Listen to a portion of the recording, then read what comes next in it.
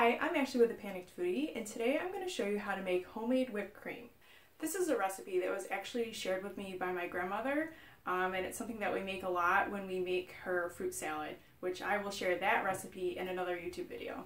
Homemade whipped cream is very easy to make, and it's a good recipe to have in your repertoire.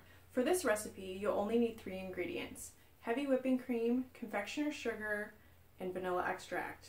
And you'll need an electric mixer to whip everything together. And for those of you that are vegan, I also have a recipe for coconut whipped cream that you can use in place of this homemade whipped cream, which is made with dairy.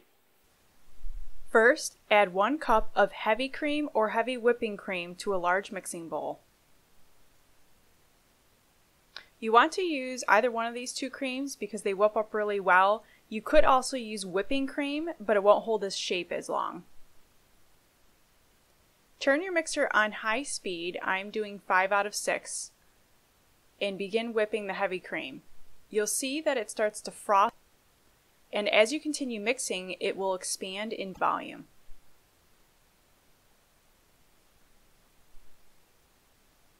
As you keep mixing, you will see that the liquid starts to slosh around in the bowl less and less. You can see here that we're at the stage just before it's starting to turn into whipped cream.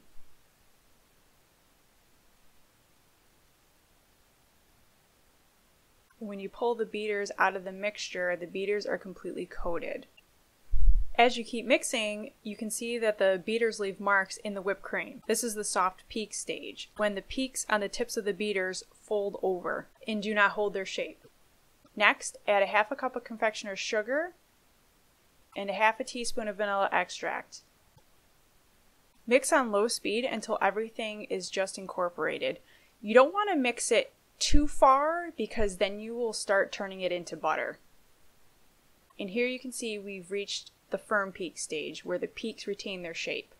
In case you're unsure of whether or not you've whipped the cream far enough, there's a simple test you can do. Using a rubber spatula, pick up a dollop of whipped cream. If it's runny like you see here, you haven't whipped it far enough. But if it holds its shape like you see here, then you have whipped it far enough. If you like my recipes and want to get more, click like and subscribe below. Thank you for watching!